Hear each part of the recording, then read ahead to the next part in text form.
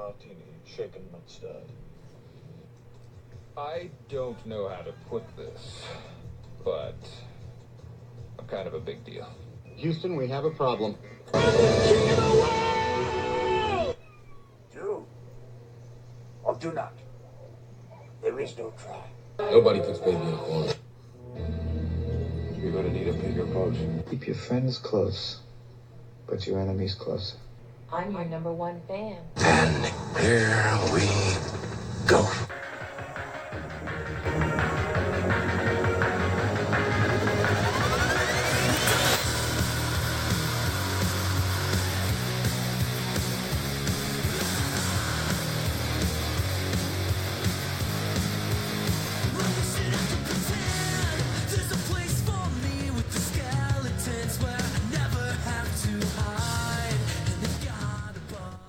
Good Monday, moviegoers, and welcome to another edition of the Cine-Men Movie Podcast. I'm Juan, alongside here, joined by Zach. As always. And, man, what a hot week it has been, but going on to episode 51. We are just a few weeks away from It Chapter 2. On this Monday, September the 26th, we gave away prize 3 August and 2. 26th. August 26th. Yeah. We gave away the prize 2 and 3. Getting ready to give away the grand prize, which I'm going to stream right here over the show. So you'll be, whoever wins is going to be on this episode. But Zach, let's talk a little bit about last week's episode. We kind of gave our opinions on 8th grade on the Facebook Live post. We know that Elsie Fisher deserved an Oscar, and we know that, to me, I think last week's movie got a higher rating for you than probably this week. Yeah. I gave last week a 9. Yeah. What would you? Let me see. I had a whole bunch. I gave it an 8. An 8? Yeah. So that's not too bad. I highly recommend it. Go out there, check out 8th grade. Fairly cheap. I ran across it on DVD for $5. If all else fails, just go to DVD. $5. Yeah, no kidding. And then we wanted to talk for everybody who wasn't able to join us on Facebook Live. Disney Plus has popped out with some more news. Yeah. The Star Wars trailer dropped today. Well, I don't know. Would you call it a trailer? Or would you call it just kind of like an homage? Yeah. But you haven't seen it yet. I haven't seen it. No. So what we're going to do is, we've done it before in the past. We're going to play the visual trailer, which you can hear over the podcast. And so you haven't seen it yet. I kind of watched it on silent, so I haven't really listened to it. So. All right. So what we're going to get ready to do is we're going to play the trailer that released today for Star Wars Episode 9, The Rise of Skywalker.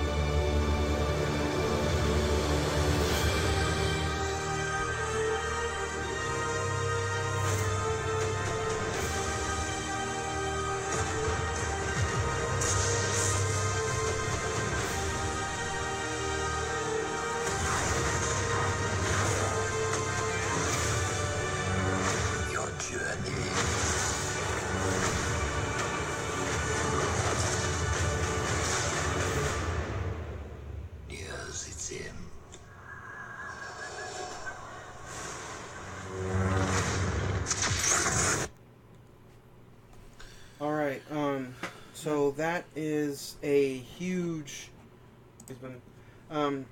But yeah, that homage, I guess you would say, it gave us like maybe a minute of new footage, but that 1 minute of new footage is kind of it's kind of interesting to see what J.J. Abrams might do for this last film. You know what I love though about now that Disney has all this stuff with them is now that Disney has all this Star Wars footage that they can use, they can make trailers like that that put 1, 2, and 3 back into the limelight again. Yeah. Because even though people shit on them, like, they're not terrible movies. Well, I think we're going to talk about the prequels maybe in its own episode a little bit when we get closer to the Rise of Skywalker, but I think by far Revenge of the Sith is the best out of all three of them. And then, like, I prefer Phantom over Attack of the Clones. Of course. I think episode 2, though, was just building the love story. Yeah. So when the finish of 3 happened, you were invested in Padme. Yeah. Nobody knew who the fuck Padme was before these. No. So... But, yeah, it's an interesting thing. I love kind of like the homage to, the Skywalker story. They've gone on record and said this film will end that story. This will be the last of Skywalker. And everything going forward will be something new. Yeah. So, which I think if Star Wars is still going to exist as a franchise, they need to do something different. Yeah, also a new poster or a new trailer for the Mandalorian came out as well. Yes, the Disney Plus show with Is Disney Plus going to be something you get day one? Just to see the Mandalorian? Well, I want it for Lady and the Tramp now. We did get a Lady and the Tramp trailer, which we'll talk about here in a little bit. But I really wasn't on board with the Mandalorian. I was like, all right, fine. It's getting people to buy Disney Plus, but it looks kind of cool. Yeah. It's either directed or executive producer from John. He directed it. Yeah. Yeah, Jon Favreau, which did The Lion King but also did Iron Man. He 1 and 2. Yeah, and he is a good director, and I think his style of filmmaking will go good with Star Wars. Not to mention, like you said it yourself, you're a big fan of his Jungle Book movie. Yeah, the Jungle Book remake that he did was excellent. So, I think every director has that film. Talking still some more about Disney and the Spider-Man thing, did you see that Disney is, I don't know if it's a low blow, everybody can critique if you want, but by the way, before we finish up, you guys who are out there on this glorious hot Monday, you guys can find us on Facebook.com/MovieReels405. Or you guys can just Facebook search the Cine-Men Movie Podcast. We pop right back up. Because thanks to you guys, we're that popular now. You can just search the podcast, we pop up. You can find us on the Instagram at just one word, Cine-Men Movie Podcast. The Twitter is at Cine-Men405. The Snapchat is Cine-Men18. You can call the show at 405-590-5711. Or you can leave us some mailbox questions, because you guys actually had quite a few mailboxes about this movie Goodtime today at Cine-Men921 at gmail.com. But getting back into the show and the Spider-Man, Disney is offering the director of Spider-Man 1 and 2 from the MCU movies, they're offering him a job. Yeah. Do you think stuff like that is like low blow? Like, Sony, you're going to take Spider-Man, so we're just going to go out and hire the director from those movies. Do you think... To me, it's just... I'm tired of hearing about it already. Yeah, I think that... We obviously don't really know what's going to happen. I mean, obviously that, Tom Holland is still going to play Spider-Man. He won't be in the MCU. So I don't know how exactly they're going to address that. I think he'll be fine. Exactly. But I mean, like, Tom Watts, who did... Far From Home and Homecoming, I don't think he's just going to bail just because, the deal went sideways. I think he's still, he made two really good films, and, he'll be, I think they're going to want his perspective on Spider-Man and do a third one. And a lot of people out there have been saying that they don't know if the story's going to continue. Yes, guys, the story is going to continue, because at the end of the day, let's not forget, Spider-Man: Far From Home and Homecoming were both Sony movies. Yeah. So that Sony has the rights to those storylines, correct? They do, yes. So yeah, the story's going to continue. It's just they have the rights to Spider-Man. He just won't.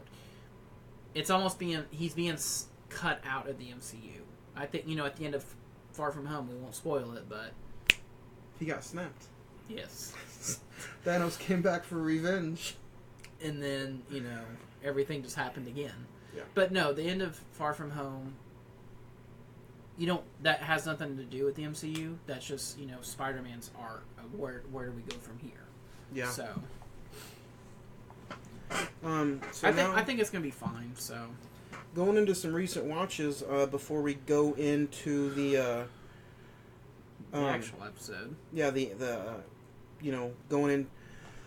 going into some recent watches before we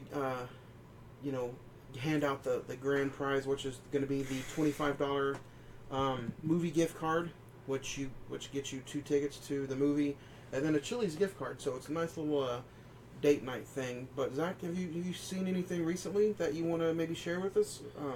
My week wasn't as packed as I wanted it to be. No, and one of my recent watches will go into yours. I watched a little. I didn't watch the whole thing. I rewatched a little bit of American Assassin with Dylan O'Brien and Michael Keaton. It's not bad. It's a fun film. I started watching the show called Mayans, which if you're a fan of Sons of Anarchy, this is like the spin-off of the Mayans motorcycle gang. How is it? You started watching it? I like it. How deep are you? I'm like episode 4, I think. It takes a little bit to find its footing because you can tell it's kind of we're doing the same thing just with a different person in the Mayans Club. Is it the same timeline? It takes place after Spoiler: Jax dies. Yeah, at the end of Sons of Anarchy. Spoiler alert: Jack does die, and it takes place after that. Okay. So it's in the same universe. It's a continuation of the same universe, but without the sons, basically. Is there any mentioning so far? Yes, there is. Okay. So, but I won't say how. But I'm a huge Sons of Anarchy fan. I watched that series not knowing what I was getting myself into. You get addicted. I got addicted really fast. At the same time, I think I was addicted to Breaking Bad as well. I don't care what anybody says. Television has not been the same since those two shows went off the air. Well, it was part of the quote-unquote the golden age of TV, where you had Breaking Bad, you had Game of Thrones, you had Walking Dead when it was good. All this stuff. Mad Men, which I don't know if you've ever seen Mad Men. Boardwalk Empire. Yeah. And those are some great TV shows. Yeah. And now everything is kind of just like it's just not as good. I mean, the only really good TV show I've seen since all those went off the air is Brooklyn Nine-Nine. But and those are true TV series. We're not talking like Netflix or Stranger Things. Right. These were actually you got cable and you watched them, What about so what else have you gotten into? Oh, and speaking of one of my other recent watches is something that you oh my god, sorry guys, I had an epiphany. I totally forgot I went and saw something. Guys, have you ever seen a film that right off the bat, right when you walk out of it or watch it on TV, you think that is one of the best movies I've seen this year?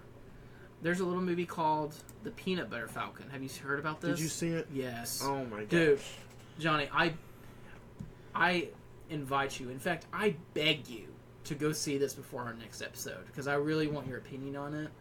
In my opinion, this is, without a doubt, top 3 film, maybe even top 2 of the year. It is so fucking good. That's interesting that you say that because not only do I want to see it, but it's only like an hour and 30 minutes. It's an hour and 30 minutes, and like you get so invested in these characters. Shia LaBeouf, man, I might be talking about some Oscars here at the end of the year about him. Really? Yeah. Dakota Johnson's really good in it.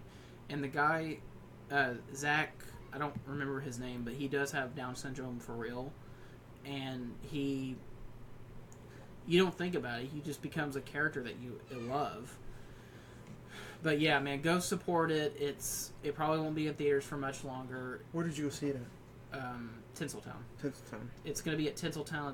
It's at the Warren right now. Both the Warrens, AMC Penn Square. Go support this film, please, guys. Before We're not on there yet, but we will be. Before It Chapter 2 comes out. It'll probably be gone by the time that film comes in.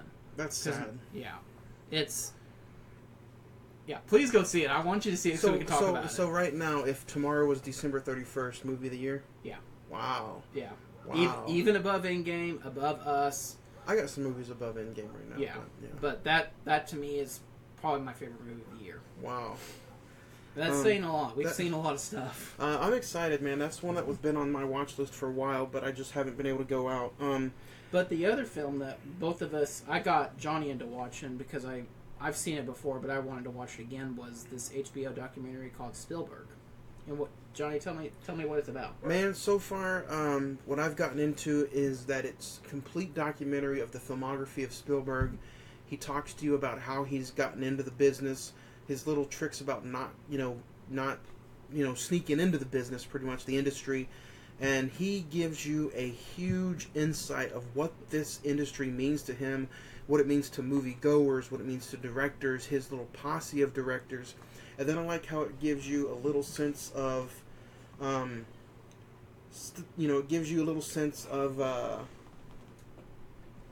just feeling of each movie that he does. Like, it talks to you about Jaws, Close Encounters, and it goes through his timeline. Yeah. I'm still like only an hour into it. Right now he's talking about The Color Purple. And he talks almost all his...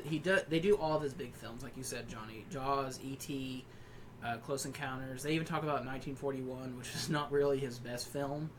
I want to see... what's the movie he did right after Jurassic Park with Matthew McConaughey? Amistad. I want to see that. I haven't seen that one either. That's one of the only ones I don't have. Yeah. And then, they're going to talk about Schindler's List, Jurassic Park. I can't wait to see him getting into Jurassic Park. I will say, the most powerful part of the film is actually him talking about Schindler's List, and it'll go into why it was such a personal journey for him to make that movie. And then you're just like, God damn, man, like, this is why he's, like, top film, other than maybe for you, Tarantino. It's definitely one of the top directors of all time. The thing about Tarantino and other kind of directors for me is that I have to be in the mood to watch some of their movies. Yeah. But Spielberg's movies, his movies are so touching and so different that right now I could put in Jurassic Park and be entertained. Right. I could put in Lincoln and be entertained. Like, all his movies are so different that it doesn't matter what day of the week it is. Yeah. I try to get into some A24 movies over the week because I know we are watching, the top 5 today is A24. But man, I don't know what it was, but last Monday after the episode, I sat back and I watched Nick Cage at his best. And I watched The Wicker Man? Bad Lieutenant. Oh. Yeah. Nick Cage is crazy in that fucking movie. That is pure Nick Cage at his best. Yeah, that's like the director saying, you know what? I think everything that people believe about you, just do it. I think we need to have a Nick Cage month. Nick Cage episode. Cage, four Nick Cage movies in 1 month. Well, we definitely got to do National Treasure. National Treasure. Oh, dude, why has there not been a third film? Honestly, dude, those films are so fun. And Ghost Rider: Spirit of Vengeance. We're sitting here talking about Nick Cage on this episode of the Cine-Men Movie Podcast, and it seems like usually we have like DC plugs. You have created a National Treasure plug. Like, I've heard National Treasure out of you for the last 3 weeks. But no, Nick Cage, man, in Bad Lieutenant, that guy is balls out crazy. And I recommend it. That's Nick Cage funny. Fat Val Kilmer's in the movie. And I think Nick Cage in the day could have been could you imagine him as a Joker? Oh my god. Yeah. Speaking of rival Joaquin Phoenix. Speaking of the Joker, DC plug. There you go. Yeah. Speaking of the Joker, we are getting a trailer on Wednesday. It's rated R. It is rated R. Yes. Other than other recent watches, man, I checked out the Rover and some just a bunch of A24 films this week, which I'm going to get into my top 5 A20 film movies. Did you watch The Curse of La Llorona? I did. What'd you think? I watched it and talked about it last week. I don't think it was terrible. I've certainly seen worse. Ugly Dolls was way worse. I think that film struggles just because it's trying to be in the Conjuring universe. So you're saying if it was its own thing? I think it might have been a little better, but just because the priest from Annabelle's in it, you're just like, all right. And then who's the guy that goes in there and he just like drenches their house, and his rules are like unorthodox, and he puts the rocks in the middle of the doorway? Yeah. Isn't he from like? He's from Breaking Bad. Yeah. He's what's his name? He's in the first season of Breaking Bad. I remember that. He's one of the things I couldn't believe as an actor. Like he's one of the reasons that the movie to me wasn't like good. Yeah. I think if you're gonna have a priest that comes in and like scares off these demons or something. Well, see, I thought he was the best part of the Did show. you really? Yeah, because like I couldn't believe it. Up to that point, I was just like, oh god, this is bad. That Spielberg documentary is really good. I highly recommend it. That's also on HBO Go, right? Yeah, it's on HBO. So if you have HBO, please watch it. It's awesome. And then talking about next week's episode is we're going to talk a little bit about Return of the Jedi is next week's episode. Leading up to Rise of Skywalker, yes. So, and then after that, speaking of which, is It Chapter 2. It Chapter 2, we've already gave away a pop vinyl. We've given away a keychain, a DVD, and we've already given away the poster. So now is... We should have gave away the book. The Bible? The Bible. That thing's as thick as a Bible. Hey, I only have like 100 and something pages left, so I'll finish it before the movie. I got it on Audible, by the way. It Chapter 2, I got it on Audible, and it tells me how many hours I have to listen to it, and I have 55 hours to listen to it. You can get through that this week. I don't know about that. I don't even work that many hours in a week. But It Chapter 2, the giveaway is literally coming up, and it is all about one more movie line that I'm going to play, and I'm going to play it right here over the air on this episode. And this little sound thing that we have in front of us. Yeah, but man, what did you think about the last line I played? Was the Halloween scene where Laurie Strode ran into the Sheriff Brackett. What do you think about that? Was that too hard? I think Laurie gave it away. Do you? Yeah. It may not have. I mean, like, it's... What do you say? You put Laurie and Halloween in the same sentence, it was like, oh, okay. But what... Hey, but... Guys, you're going to win... Whoever gets this one, you're going to win a $25 card to go... AMC card to go see... Is it AMC? AMC. AMC card to go see It Chapter 2. And behind me...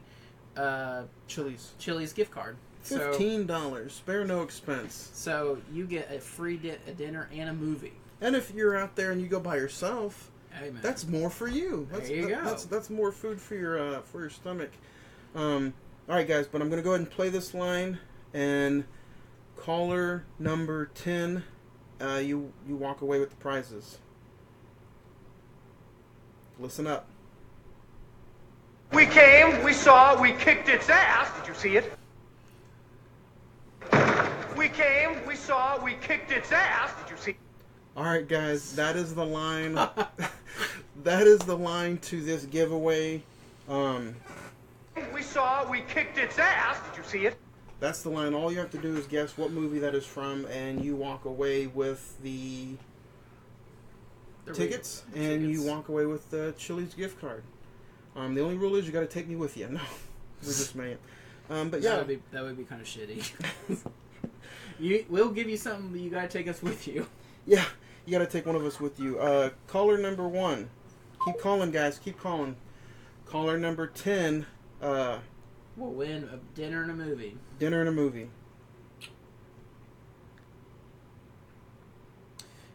Caller number 2.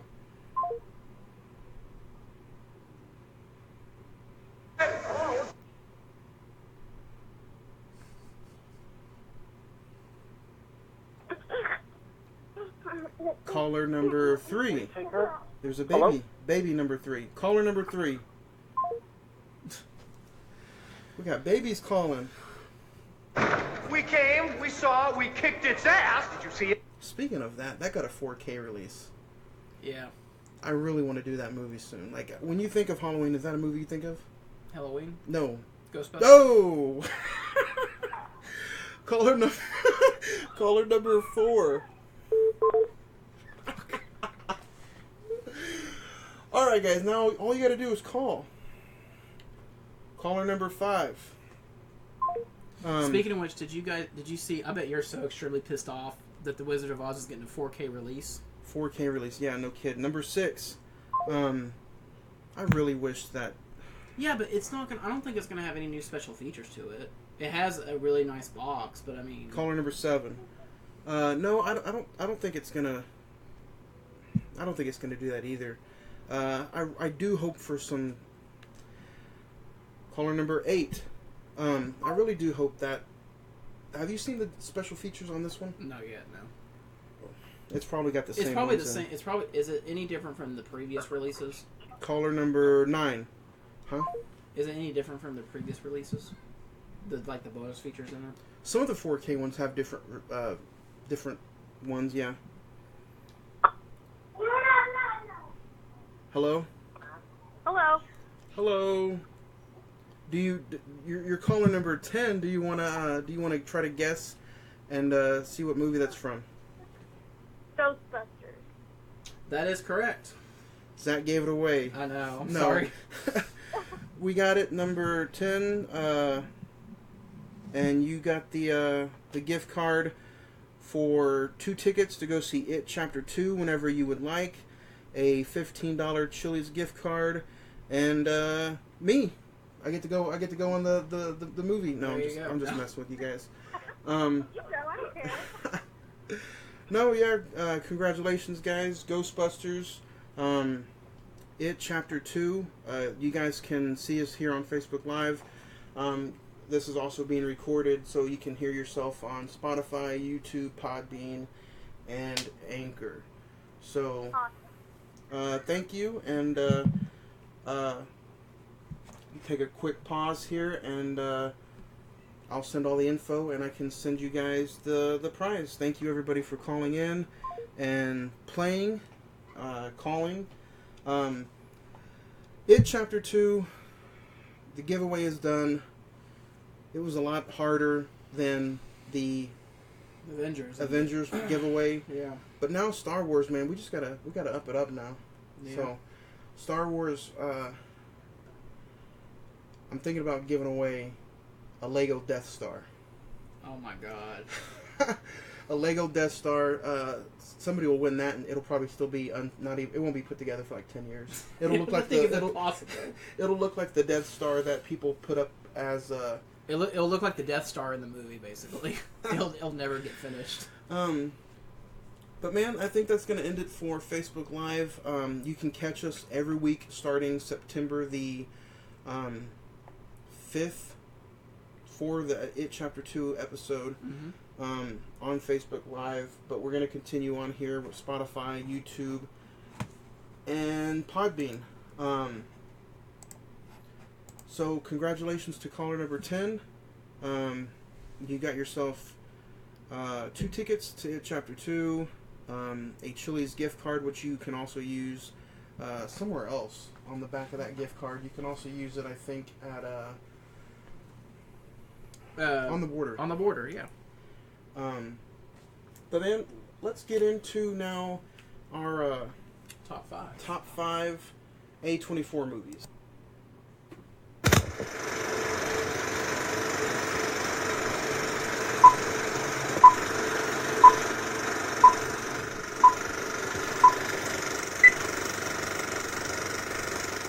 Alright guys, and now we are leading into our top 5 A24 films. Zach, this was a hard list for me to come up with. Only because I don't think I've ever seen an A24 film that I don't like. I have seen A24 films that I'm like, it's good. But I've never seen a terrible A24 film. Would you say A24 is your favorite film company? I was going to ask you about that today. What is A24? Not only is it's a producing company, but now can you still call them an independent do they? Still, I don't think they're independent now. I don't think they can considering one of their films won Best Picture, and everyone, well, I don't know if it's not. I don't think it's as like big as Universal or 20th Century Fox or Warner Brothers, but it's. I mean, the fact that you've been in business for maybe like 10 years, and one of your films won an Oscar. That's Best Picture Oscar for no doubt. That's pretty big. Yeah, man, it's just, and then not only do you have great movies, but you have great performances. You have unforgettable performances. But yeah, do you have any honorable mentions? I do. I have 5 actually. I don't have that many, but I'll rapid fire through mine right quick and then let you talk about yours. If I had to go ahead and mention some, I would mention A Ghost Story, Under the Skin, Ex Machina, It Comes at Night, and The Florida Project. So yeah, 5. Okay. So rapid fire. Those are my honorable mentions. Everyone knows why Under the Skin is on. But yeah, my top 5 is going to be Green Room, Ex Machina, Moonlight, Lady Bird, and my official honorable mention is Lean on Pete, about the horse. Lean on Pete. See, that's one that I enjoyed it, but I think I have to give that another watch to really kind of enjoy it. Yeah. Other than that, man, you want to start off at number 5, or I'll start off at number 5. Number 5 to me is going to be The Spectacular Now. Shailene Woodley, Miles Teller. Okay. What is it? There's a lot of people that don't like that film. What is it about that film that you like? It's the performances, man. It's the chemistry that Miles Teller has and Shailene Woodley. To me, those two, like, when I saw that they were going to be in a novel movie based off of the book with the Divergent series, I thought, hey, it's going to be good. Mm-hmm. That's its own thing. That's its own thing for another time. But those two in these movies, when I rewatched it again this week for this episode, and I'm like, where was the recognition for those performances? Miles Teller made you want to hate him, made you want to cry, made you laugh at him. I can't remember seeing that dude have a performance like he's had in that movie ever again. And there's Whiplash. He's really good in Whiplash. He's really good in Whiplash. And there's also a pre-Captain Marvel, Brie Larson. Yeah, Brie Larson was in that movie. She looked really good in that movie. Yeah. Not to mention, Kyle Chandler, is he in that too? The dad. Yeah. And also Shailene Woodley, though, like she you kind of feel bad for her because she really loves this dude and she kind of does some things you knew she shouldn't do, and then I think it's just the performance. I think Miles Teller, man, is like steals the show in this movie. To me, that's what makes a great story and a great movie, is if you have an actor that just you can believe the whole, makes you believe the whole thing. That's my number 5 is cool. Spectacular Now from, I think that's one of the older films too. 2013. Yep. Yeah. So, my number 5 is a film that actually came out this year. Johnny, I know you desperately. It's like you're so excited to see this one. Number 5. I wasn't gonna. It was originally gonna be an honorable mention, but since I've seen it, I've thought more and more about it. I kind of want to see it again. Number 5 for me is Midsummer. Oh yes. Directed by Ari Aster. Florence Pugh, she's in Fighting with My Family. Steals the show. She's good. She's so incredible in this film. It's hauntingly beautiful. In that just the cinematography is just so subtly makes you just disturbed a little, because most of the film is they're on LSD and shit, and the background is kind of when you watch it you're kind of like, oh my, am I on LSD? What's going on? And then just there's a scene that I won't mention, but it just involves a cliff, and then when you see it and what exactly happens you're just like, what am I watching? And it just goes on and on and on and builds on each other until finally this insane climax happens at the end of the film. And it is coming out on Blu-ray here pretty soon, I think in early October. So we might do an episode for Halloween. I didn't know it was going to be that soon. Number 4 for me is going to be I had it right here and I lost it. I'm trying not to use so much paper, so I'm trying to keep my notes on my phones now. But number 4 for me is going to be Lady Bird. Lady Bird? From 2017. Do you think Laurie Metcalf should have gotten an Oscar for that? Yes, she should have won that. She was so freaking good. And I really thought that. I don't remember. Was it Regina King? No. 2017 would have been. I'm not too familiar just yet, but Tanya. I, Tanya. Yeah, Allison Janney for I, Tanya won over Laurie Metcalf. She did really good as well, though. Yeah, but she like. When that film came out and everyone started talking about it, it was like, oh god dang, from the woman from Roseanne is going to win Best Supporting Actress, you know? She got close. And Saoirse Ronan. She will win an Oscar someday. I think she is a very talented actress. That's the actual actress that plays Lady Bird. Yes. Also, I enjoyed the dad in that movie. Mm-hmm. And then that story, you know what that felt? That felt like... This movie, Lady Bird, to me, felt like a movie... It felt like Napoleon Dynamite done right. It did, You know what I mean? Like, it felt like, Napoleon Dynamite is if you, take something and make it quirky. This felt It's like real. a serious tone to it, yeah. So I think probably Lady Bird has much more of a... It'll probably have more of an impact than Napoleon Dynamite. Napoleon Dynamite, it's remembered because of just the stupid sayings. In 10 years, I could see Lady Bird being like a Criterion. Yeah, I could. I could see actually. A24 needs to get in the Criterion business. There's a reason though. I heard that A24, none of these movies will be Criterion. It's because A24 won't give up the rights. So just what do you got at number 4? That's neither here nor there. Number 4, you had it in your honorable mention, is a Ghost Story. Casey Affleck, Great Mara. fucking movie. That movie, talk about like haunting. We should have had a top 10 this week. Yeah, you could have like all those could be top 10. Yeah. A Ghost Story. It's going to be a film that not everyone. I think cinemaphiles will enjoy, but it's not like a public domain film. The aspect ratio. I love that type of filmmaking where it kind of just throws it back to the old times. I actually showed it to somebody who only goes to theaters for big movies, and I showed it to somebody who isn't really into some of these smaller, budget films, and they could not keep their eyes off the screen. It was one of those movies that they just sat and they watched and they enjoyed. Some of the most powerful scenes where she loses her husband and she just sits there and eats, makes herself sick. Yeah. The car wreck, which, man, this is your movie you want to talk about. It's a film that lingers, in which would annoy a lot of people, but you're just kind of like, I feel like at 80 seconds something's gonna pop out or something, and then just the whole message of like, he's past, but she's in the present, but time still goes on. She will eventually forget about him. Yeah. And the whole end sequence of him kind of going back to like the pioneer time. And it kind of goes back some and of that back. stuff I didn't understand, like why the ghost was going back and forth. But then again, I was like, well, he is a lover of history. Yeah. Can he go back to whatever time he wants to? I don't really know. I'd like to watch that movie again. I've only seen it once. I think it's a film that deserves. It's a really rewatchable film. Yeah.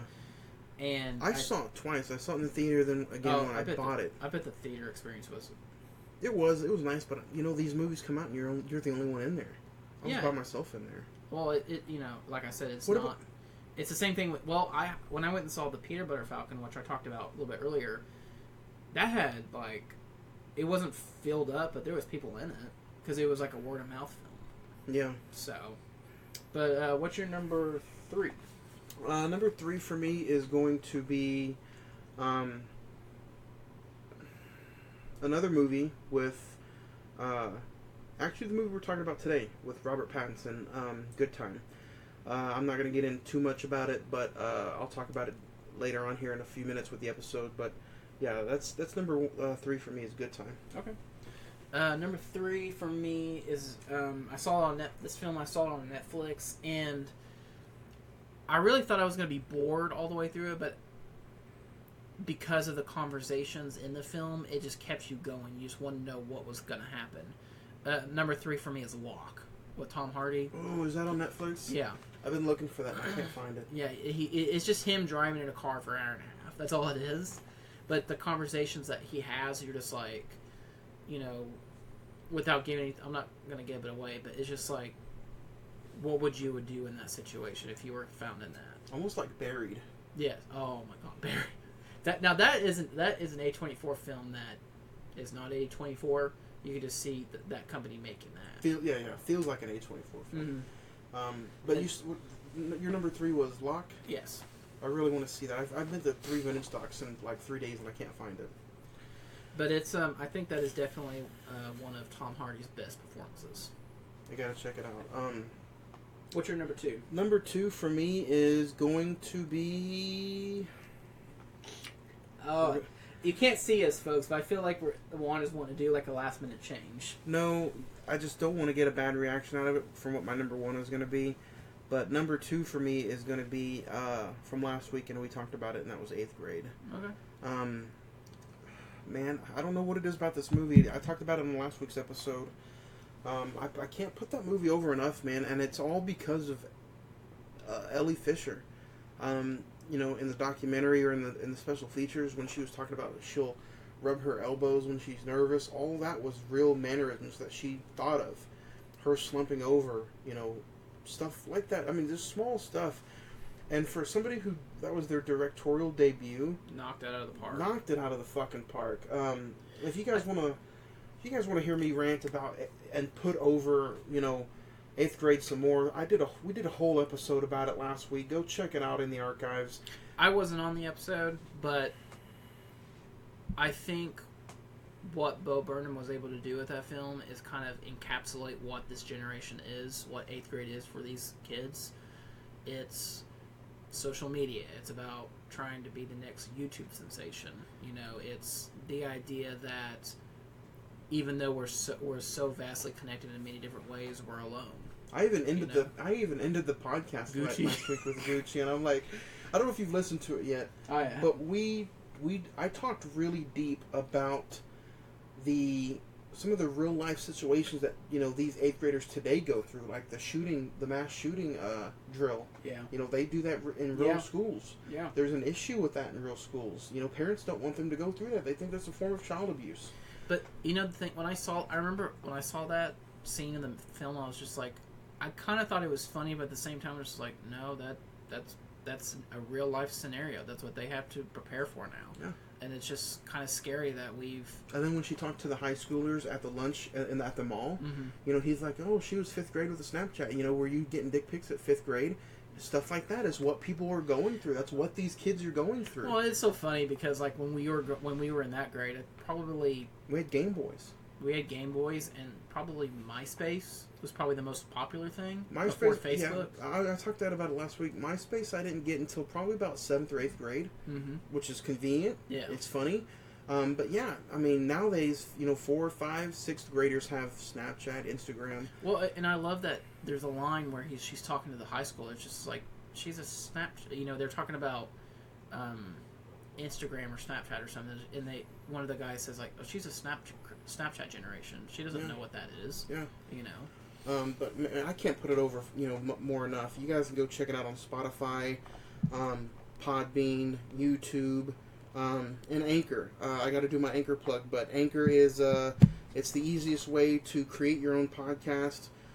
It allows you to create your podcast for free. You can stream it. You can upload it. You can also just you know, make it your own. Gives you all the tools you need to create your own podcast. You can also make money from your podcast in a form of that you don't need any huge listenership. So check it out, download the Anchor app, or go to anchor.fn to get started today. And now we're going to go back to the show and finish up our top 5. So number 2 for me was 8th grade. Zach, what do you got at number 2? Number 2 for me is, honestly, Juan, I don't know if you've seen this film. I'm looking back here at your little film collection. I'm trying to see. I might. there's some I don't have, and those are the ones I'm looking for. You may not have it. I don't see it, but that's not to say you don't have it. Number 2 for me is The Lobster. With Colin I don't Farrell. have it. Oh my god, dude! Have you seen it? I have it. I have it on digital. I got it digitally on Vudu. Mm-hmm. Have you seen it? Yeah. It's so weird. It reminds me of Tusk. Yeah. I can't say that. I haven't seen Tusk, so I don't know. But if you haven't seen it, it's Colin Farrell and Rachel Weisz and she's so good. Who is the other girl in it? Is it Lea Seydoux from Spectre? Might be. But the whole John C. Reilly. Yeah. Oh my gosh. The whole premise of the film is basically like there's this hotel or like living quarters, place that if you can't find a suitable mate within a certain amount of time, you get turned into an animal. And basically, the whole movie is like Colin Farrell, which god dang, that's another performance that he should have been nominated for. It's basically him trying to find the right person, but towards the end of the film, he kind of gets out without giving too much away, and I think it's a film that's really it's really been overlooked. Olivia Colman was in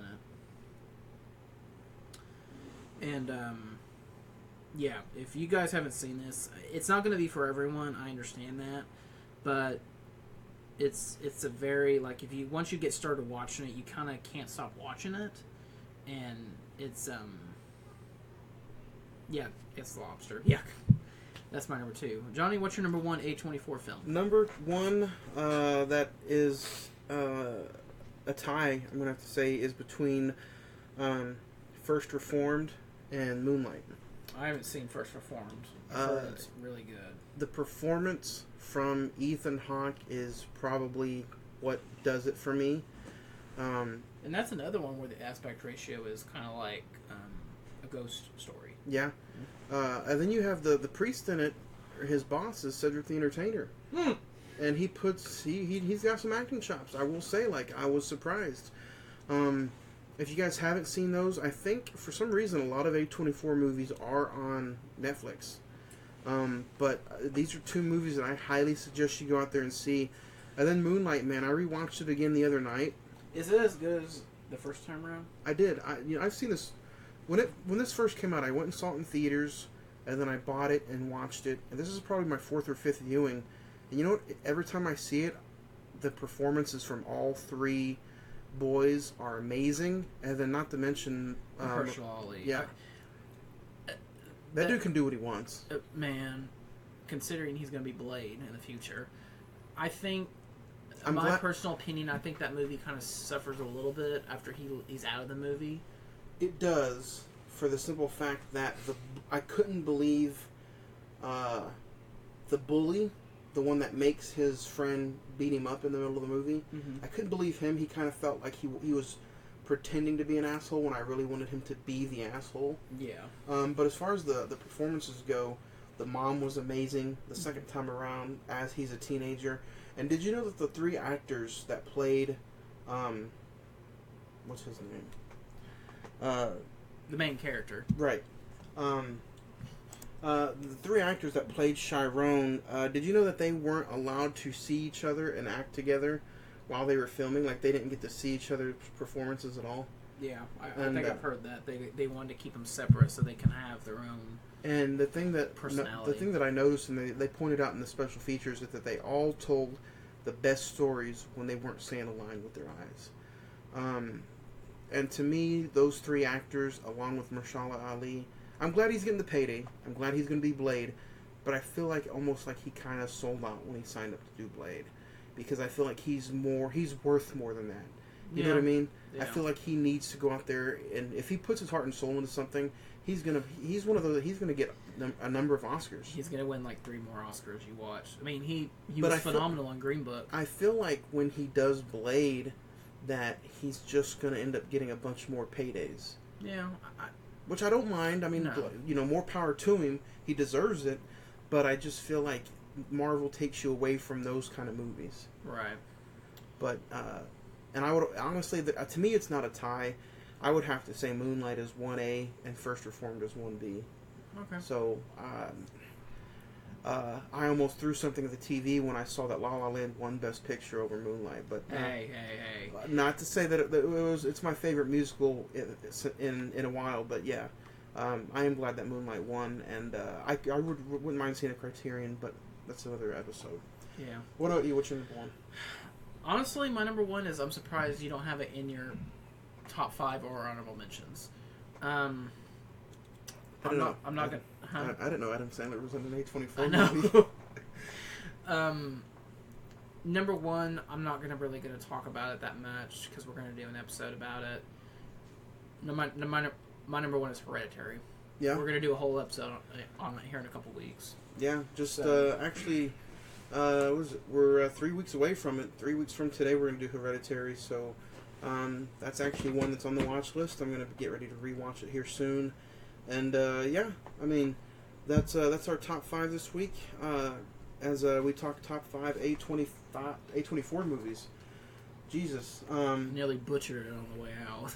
Yeah, no kidding. Now our little probably instead of having a DC plug, I think we're gonna have a Ghostbusters plug here probably every week. I know, God. But no, today we are talking about Goodtime, an A24 film from 2017.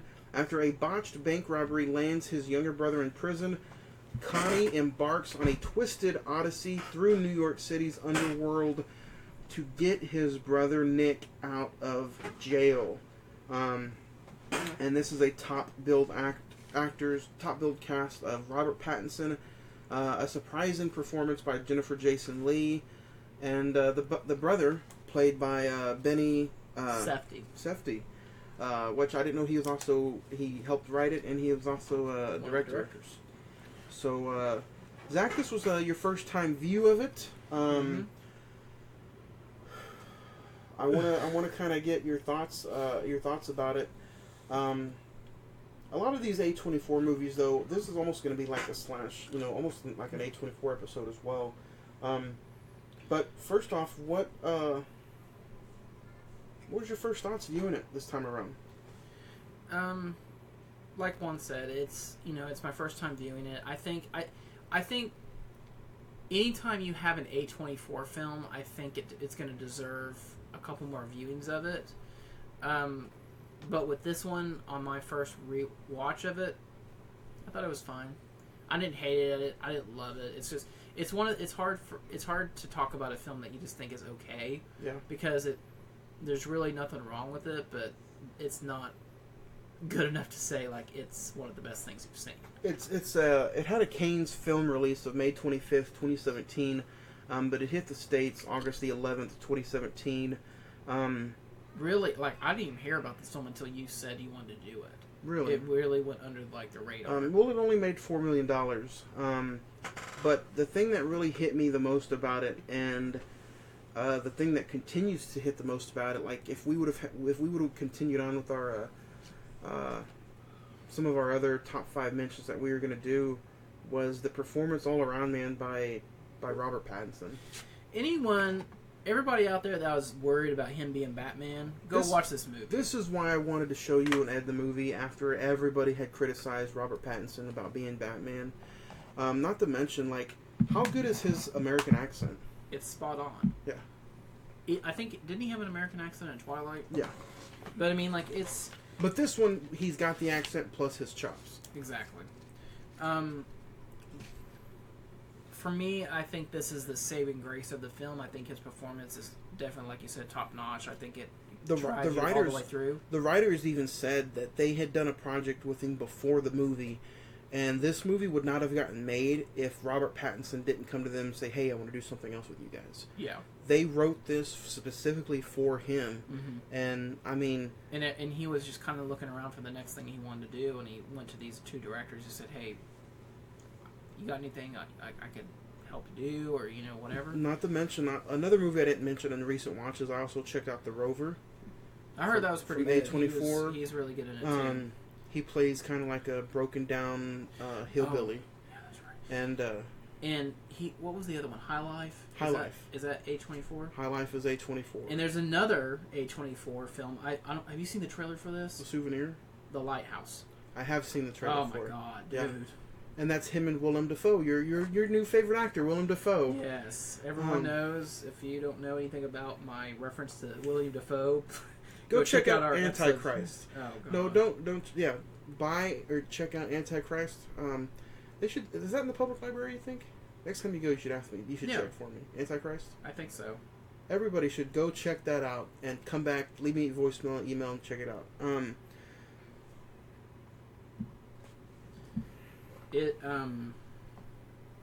Yeah, I think Robert Pattinson, I think it is, I think he respects A24 enough to say, hey, you know, I've been doing projects for this company for several years now, and he has one coming up in the Lighthouse.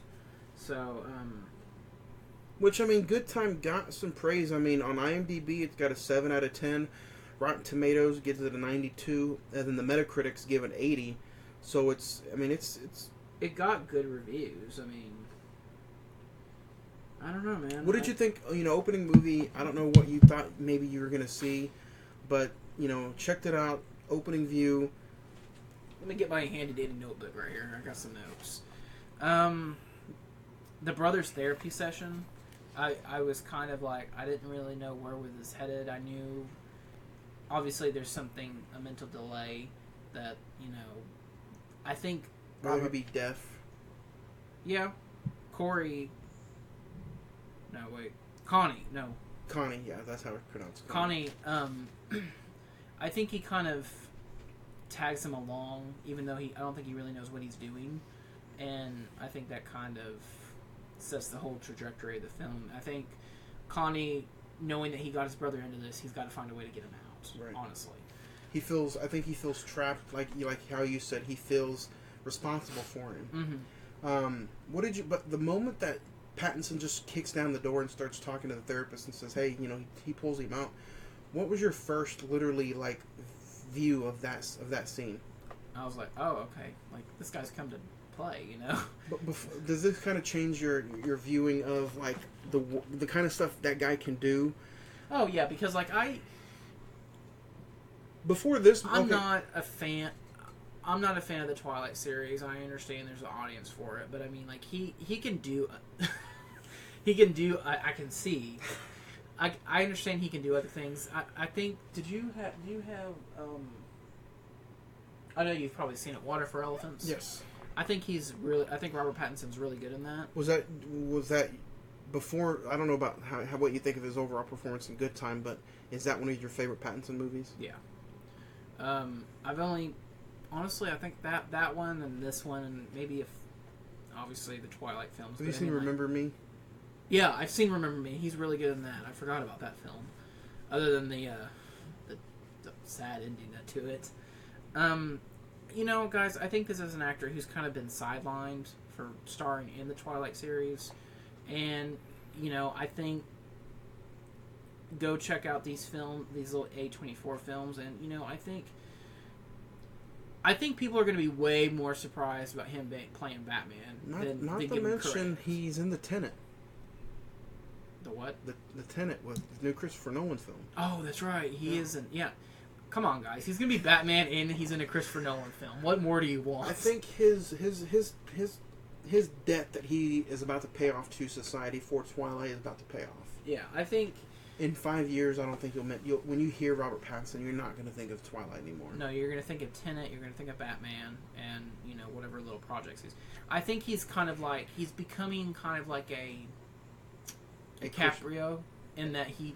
Whoa. I was going to say maybe a Christian Bale. Just listen. I choose Leo DiCaprio in the fact that he picks certain roles that he knows that he can either excel or show what he can do as an actor. So that's true.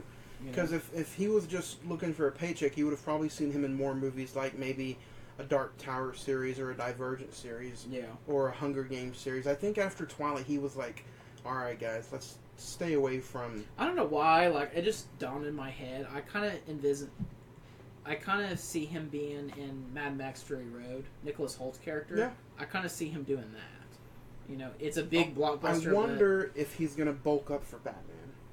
I don't know. Because I know Matt Reeves' approach to the Batman movie is that he's wanting to do like a New York detective film. Take Batman back to what he's supposed to be. Yeah. So. But, you know, after he burst in, then you go on and you see some scenes from when they get the masks. Yeah. And they the do silent, the bank robbery. The silent robbery, I think, was really well done. Yeah. Not to mention Pattinson's like, hey, don't run. You know, his brother just wanted to fucking take off. And he's like, you know, that's smart. This is almost like one of those, I almost feel like I'm watching a movie directed by a Scorsese. Like early Scorsese. Because he's, the small lines written in the movie are like spot on, like, don't run. I'm gonna be sick. No, you're not. You're not gonna be sick. Count to 30. Those are small things that, you know, are just, or even kind of Tarantino-y a little bit. Yeah, you know? I didn't think about that. Yeah. Small lines like that give, to me, the character and the dues so much more than what they actually mean. They give them an emotional depth. Yeah. What did you think when the money exploded on them and they you know, had the wreck? I don't know if that's real. Like, is that stuff real? like that does happen? Yeah. Marked bills and stuff. Yeah. I think that kind of threw me. It kind of threw me for a loop because like the bag started floating, like not floating, but kind of inflating. Yeah. I was like, wait, what? And then I thought it was gonna explode in some form. The scene with the masks. There's an actual place in Hollywood that sells those, and the FBI has told that place to screen people that buy those because everybody was buying them for bank robberies. So that's where the writers and director got that idea for the bank robbery. There was a man in California that robbed like 14 banks disguised as a black man. Mm-hmm. And then Jennifer Jason Leigh playing Corey. Yeah. You know, they kind of set up this backstory or allude to a backstory of like him and this woman who she's kind of white trash in a way. And she's willing to do anything for Connie. Is it Connie? Yeah, her boyfriend, Robert Pattinson, and you know the brothers gotten arrested. Before all this they're trying to run, but you know he eventually gets caught, and he's got to get money for bail. Yeah, it's like $10,000. Yeah, and Jennifer Jason Leigh is just basically like, you know, I'm willing to do anything for you, baby, all this and that, but her mom's credit card gets declined, and she kind of has like a fit in the middle of the office. Breaks down, yeah. He leaves her there too. He's like, "Fuck this, I'm leaving."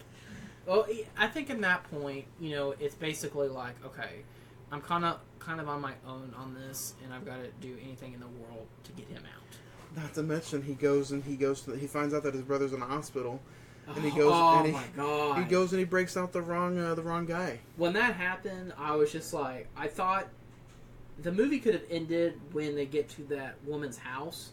I was like, okay, they live happily ever after. But then with the realization of like, oh, fuck.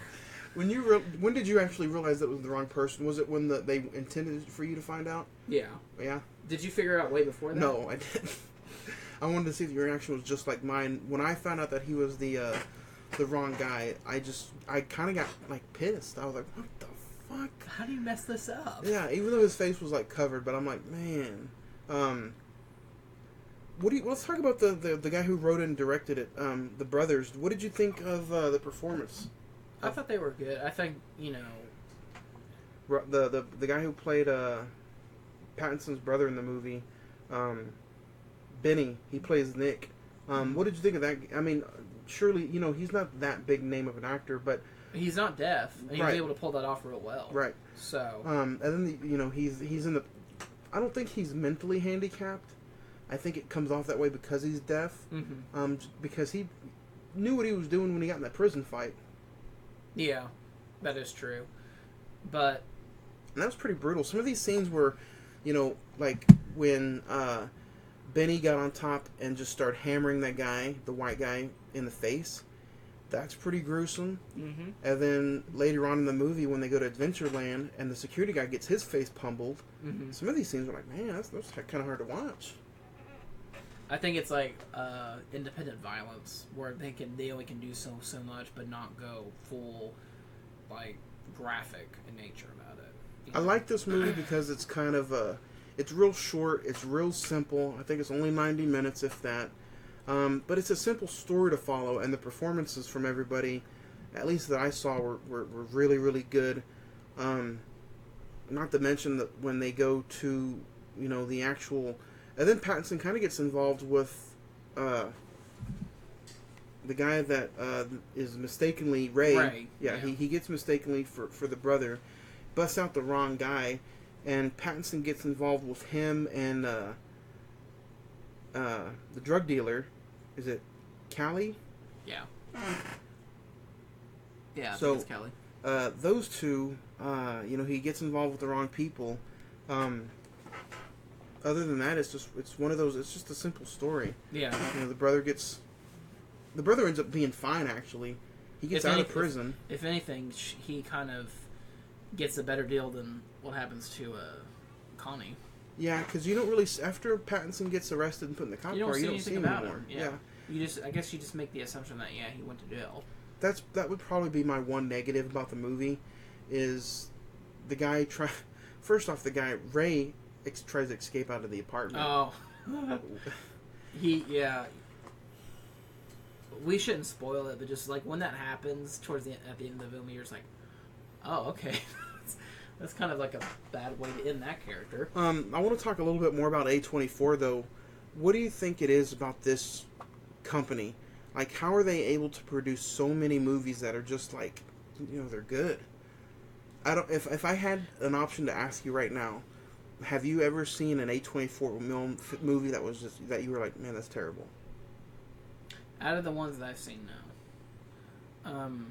There are ones that like are weird. The Killing of a Sacred Deer. I haven't seen that one, but I just hear it's just like... Swiss Army Man for me would probably be, just off the top of my head, I'm like, sure, that's weird. Sure, Daniel Radcliffe playing a farting corpse, sure, why not? Like, to me, that one's kind of weird, but I enjoyed it still. I don't know, there's just people running that company that... I will say this. Out of all the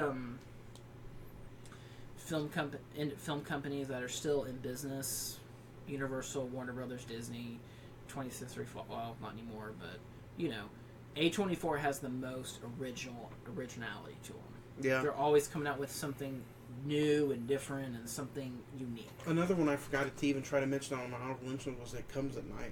Yes, that movie is like it's intense. It's very atmospheric. Yeah, because like you're always that whole while you're. I feel like that's kind of like.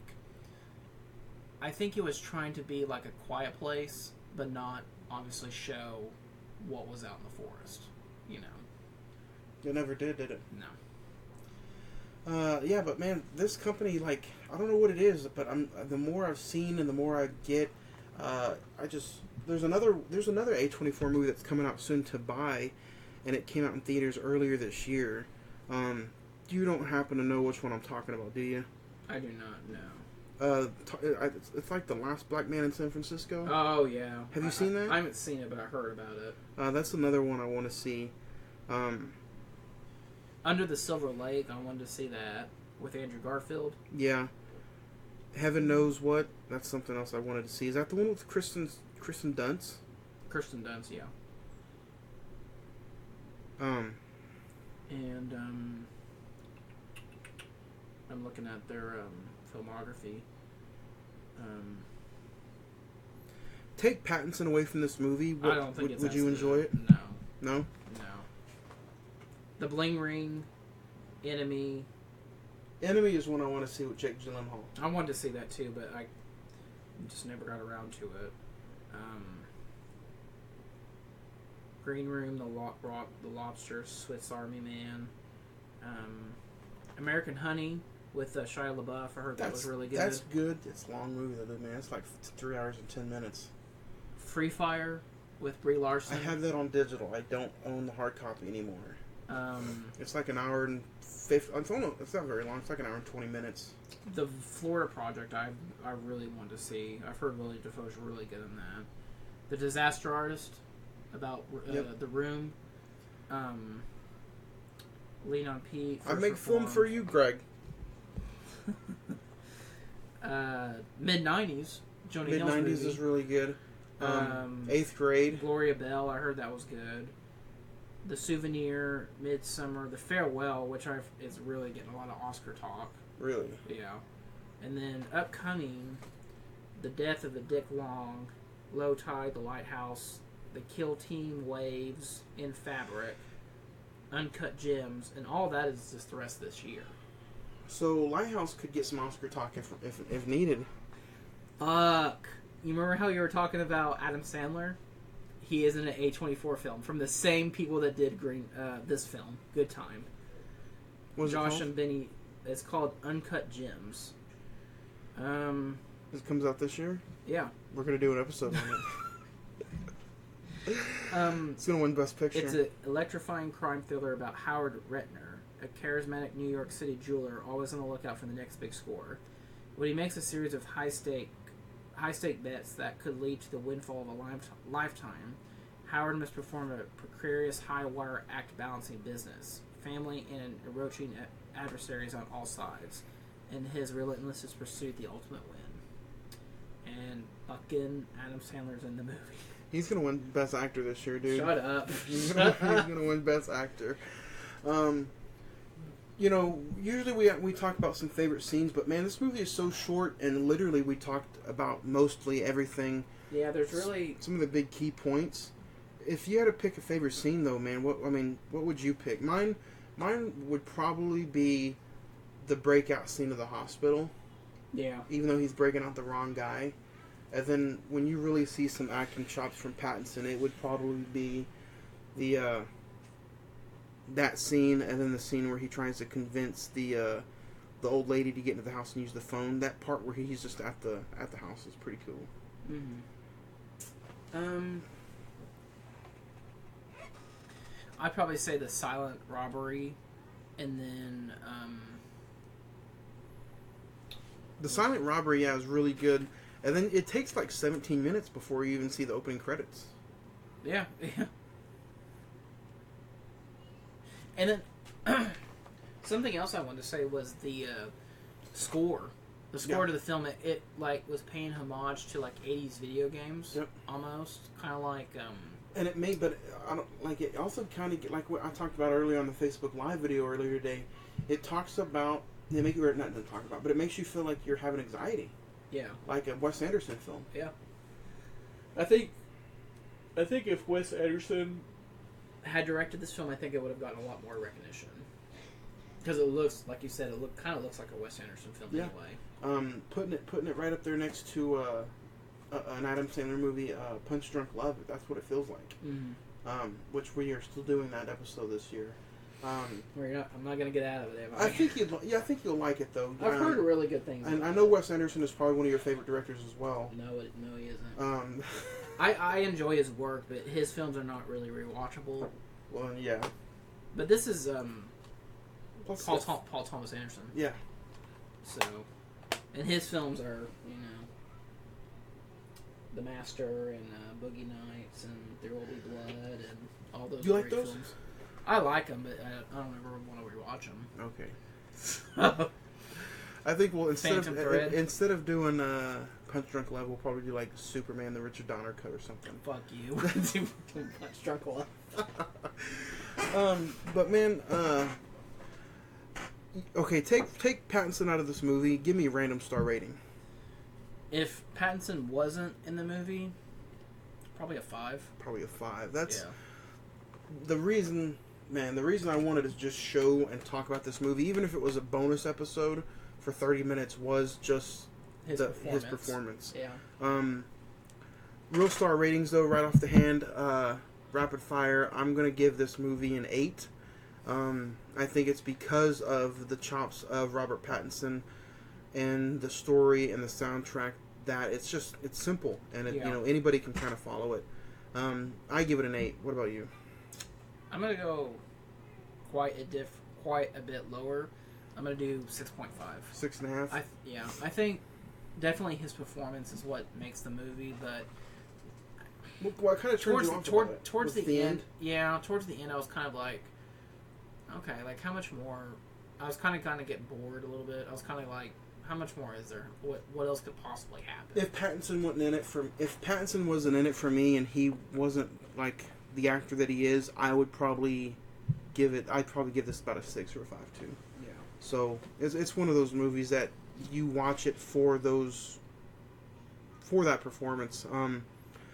But I'm glad I got it out there, man, because, you know, when we started this podcast, that's what I wanted. I wanted to talk about something that, you know, if you're going to have a, you know, whether it be a radio show, a podcast, or a YouTube channel, you want to talk about something that you like and you're passionate and you show somebody something. Mm-hmm. And I think that's what this does. I think that's what, you know, this podcast is all about. Whether you like it, you hate it, or you loved it, it's just, I think, you know, you got to do something you're passionate about. So, you know, the performance that he does, I really thought that it was good. And even though you thought it was just, you know, okay, I'm still glad you got to see that, because I think seeing that you're kind of calmed down now with the whole Batman thing.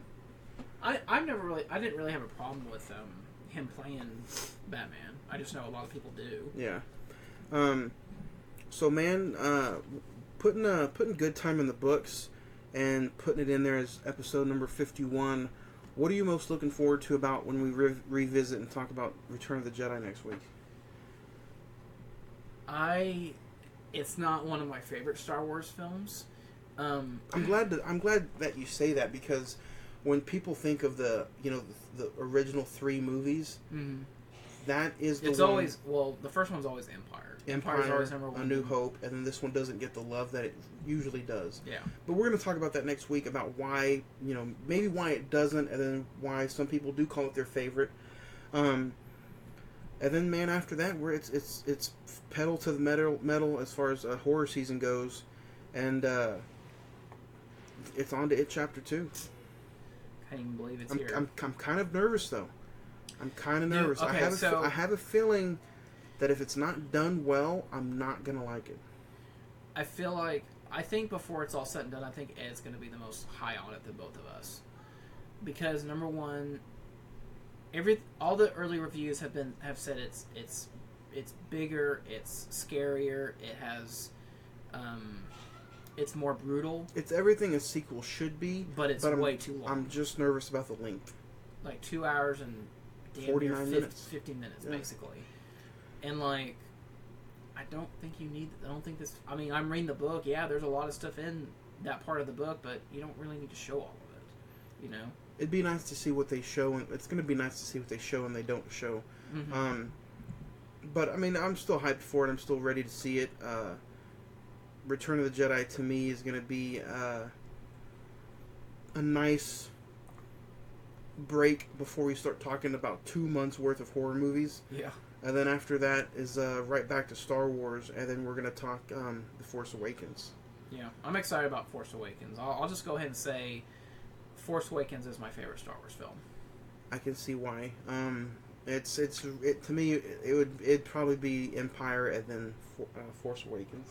And then we're going to talk about Last Jedi, which not right after The Force Awakens, but it'll be an interesting conversation about The Last Jedi, because, man, a lot of people are still tearing it up, man, and I don't one of those things, man, I don't understand, but we'll get there. You know, you said I kind of cut you off, but what are you looking forward to about Return of the Jedi?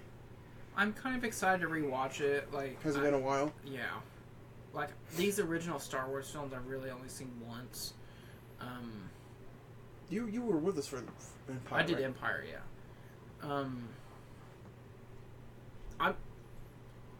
The only thing I really remember most about Return of the Jedi is the opening with Jabba the Hutt, and then the rest of it is kind of like a blur to me.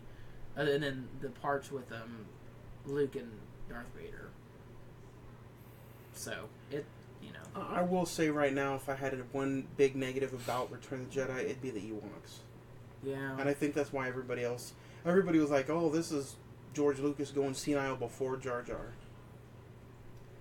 I don't know, man. Like, yeah, we'll talk about it. Yeah, so Return of the Jedi is next week.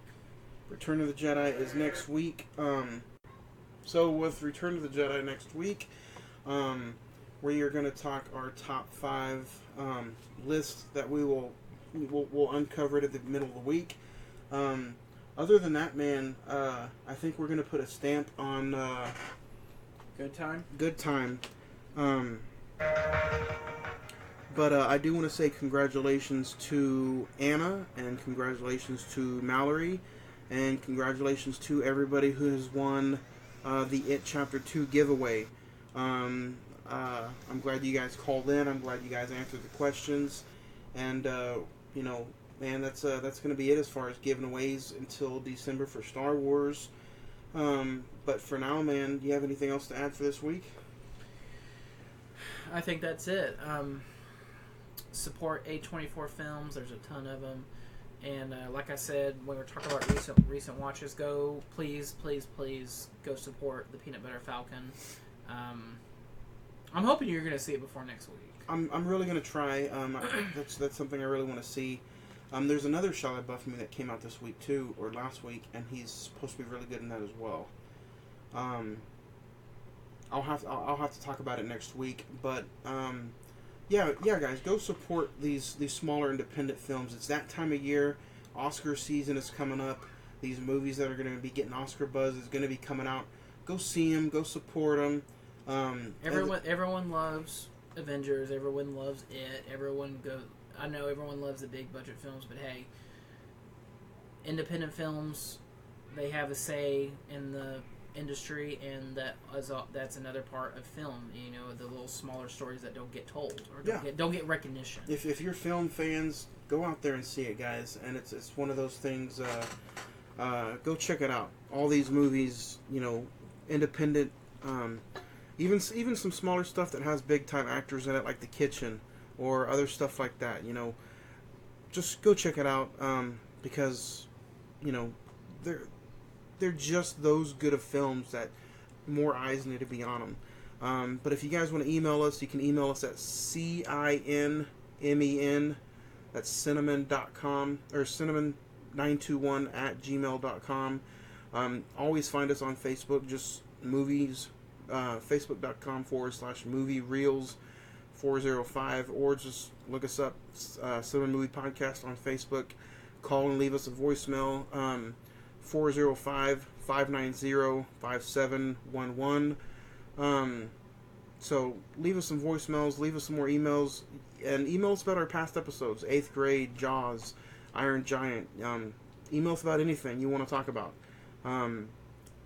Zach, you got anything else to talk about? That'd be it. It's Zach signing out. And guys, this is Johnny, Juan. You can call me whatever you need. But yeah, talk to us next week as we get ready to talk as we talk to you guys next week all about Star Wars Return of the Jedi on our new road to Star Wars The Rise of Skywalker. Rise of Skywalker. We will see you next week right here on the Cine-Men Movie Podcast.